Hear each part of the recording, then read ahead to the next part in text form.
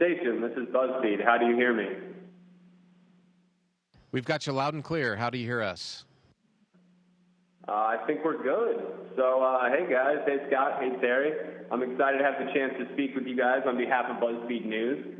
Now, as you know, today is a big day for NASA, and we're celebrating 50 years of Mission Control Houston, as well as the 50th anniversary of the spacewalk. And a lot of firsts have happened in those 50 years. You know, the first space flight, the first spacewalk, a man on the moon, and now we have the first espresso machine in space. So it sounds like you guys need coffee every morning just like the rest of us. Yeah, that's been a fun thing. Scott and Samantha enjoy coffee, and it's been pretty unique to have an espresso machine. Unfortunately, we can't have it every day. There's a limited supply, and we're trying to save a few maybe for the next crew that comes up. But that's definitely been a pretty cool first in space. Now, can you tell us a little bit about the taste and the smell of that? Does it taste the same, or does it smell the same as down here on Earth? Yeah, I think they did a great job on the machine. I guess anyone who knows about making espresso, it's pretty complicated. It has high temperatures, high pressures, and I think they got it right. I'm not a big drinker of espresso on the ground, but I've had it before, and it tastes pretty good. Had a little frothiness on the top and everything, so it was a real treat. Now, Terry, you've been aboard the space station for several months now. Are you able to maintain a cultural connection with Earth as far as entertainment goes? You know, sports, music, movies, etc. Yeah, we're in our 7th month now with Anton and Samantha here. And one of the best ways that I've connected with Earth recently has been watching baseball.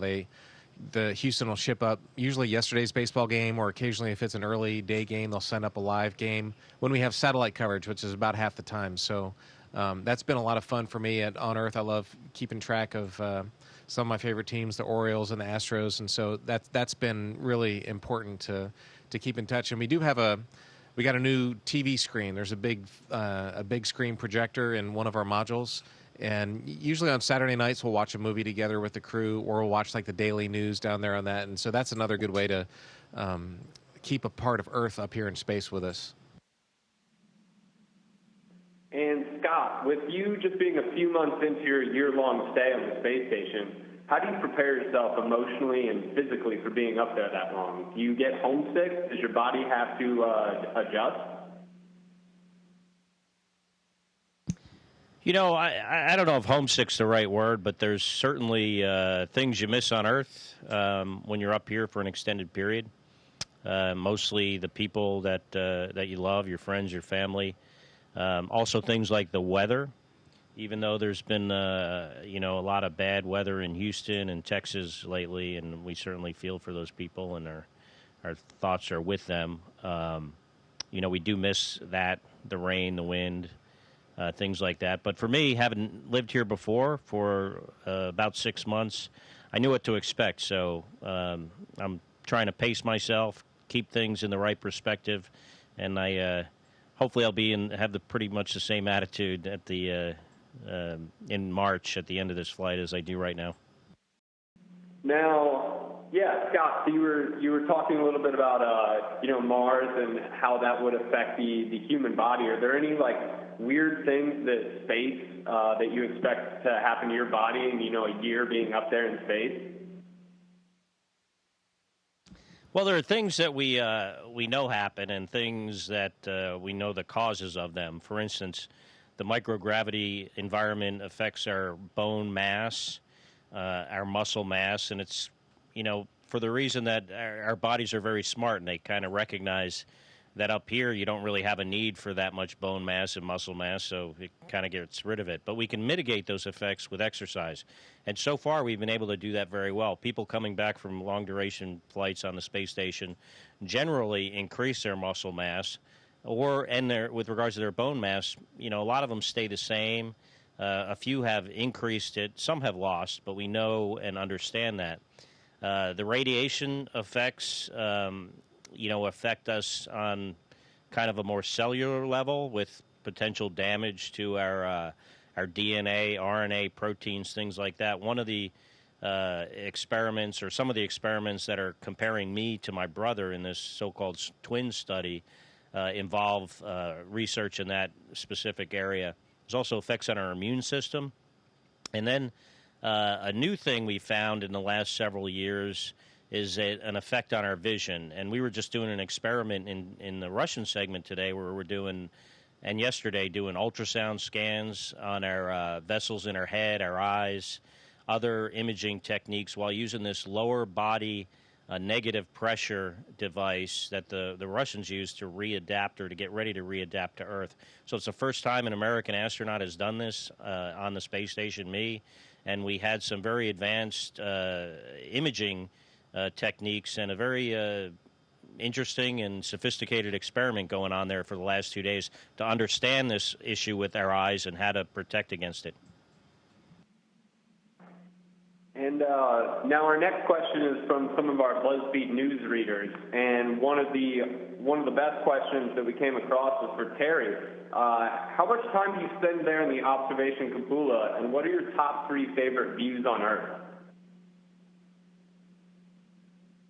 Well, the answer to the first question is not enough time. Usually it's in between activities. If you got a couple minutes, you run down and see if there's something interesting out there and take a picture.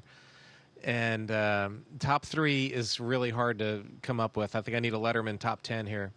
The auroras are something really amazing. There was one particular night where we had a southern aurora, and we flew basically through it and over top of it, and even farther south than the northernmost part of it. And you could see this thing dancing around and moving kind of second by second as we flew over it. That was truly amazing. I kind of like sunrises and sunsets. The sunrise itself is amazing how fast it happens, and the speed it depends on if the sun's on the off to our side or in front of us. But watching the other modules on the station go from black to bright white in just a few seconds is pretty amazing to me. And a third sight that I love to see is on Earth, these islands with reefs, especially like the Bahamas or in the Caribbean, in the Pacific Ocean. We just flew over the east coast of Africa, and there's really green, blue, kind of shades of blue that I had never really seen before. And I love seeing those types of island reefs and shallow water is pretty amazing. But 3 is not enough. I think a lifetime of looking down on creation is not enough time to see all this stuff.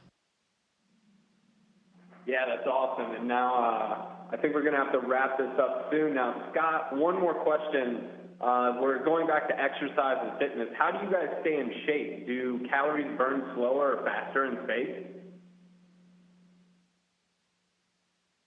A lot of people say they think that you burn more calories here. Some people think less.